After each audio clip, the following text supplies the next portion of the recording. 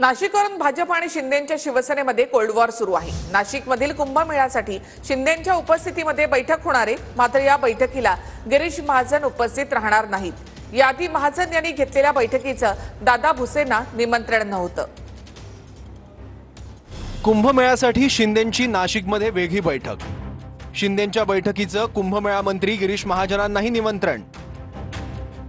मात्र उद्या भाजपची बैठक असल्यामुळे बैठकीत उपस्थित नसल्याचं गिरीश महाजनांचं स्पष्टीकरण।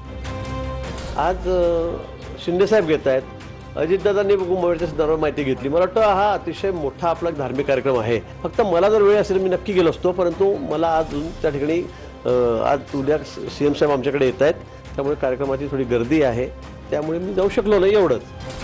महाजनांनी काही दिवसांपूर्वी बोलवलेल्या बैठकीचं दादा भुसेंनाही निमंत्रण नव्हतं।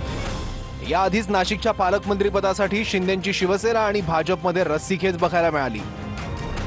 सुरुवातीला नाशिकचं पालकमंत्रीपद भाजपने स्वतःकडे ठेवलं होतं। शिंदेंच्या नाराजीमुळे गिरीश महाजनांच्या पालकमंत्रीपदाला स्थगिती देण्यात आली। नाशिक जिल्ह्याचं पालकमंत्रीपद अद्यापही रिक्त आहे। कुठेही नाराजी नाही आणि कुठे आमच्याकडे पालकमंत्रीपदावरून तुम्ही मला बघतात, माझी कुठे काही प्रतिक्रिया दिली का? आमच्या कार्यकर्त्यांना मी सांगितलं कुठेही कोणी बोलायचं नाही, आमदारांनाही सूचना दिलेल्या आहेत, कोणीही मागणी करायची नाही, कुठेही रस्ता रोखून टायर जाळू हा कार्यक्रम आमचा नाहीच आहे।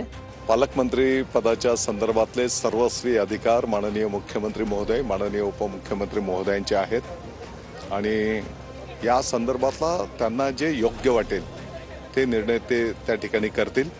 त्यांनी केलेल्या निर्णयाचं पालन करणं कार्यकर्ता म्हणून आमची जबाबदारी असेल। आजच्या शिंदेंच्या बैठकीमुळे शिंदेंची शिवसेना पालकमंत्रीपदासाठी आक्रमक असल्याची चर्चा आहे।